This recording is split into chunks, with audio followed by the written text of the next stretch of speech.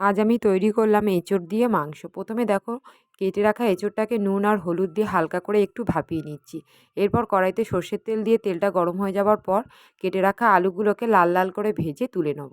এরপর ওই একই তেলের মধ্যে গোটা জিরে, শুকনো লঙ্কা, তেজপাতা আর গোটা গরম মশলা ফোড়ন দিচ্ছি।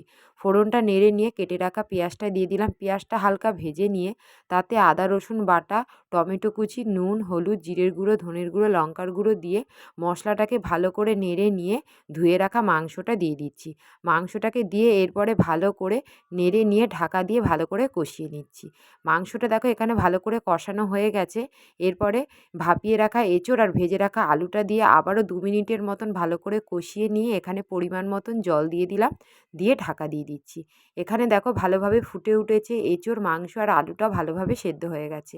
এরপরে অল্প গরম মশলার গুঁড়ো দিয়ে ভালো করে নেড়ে নামিয়ে নিলেই রেডি হয়ে যাবে এঁচোড় দিয়ে মাংস।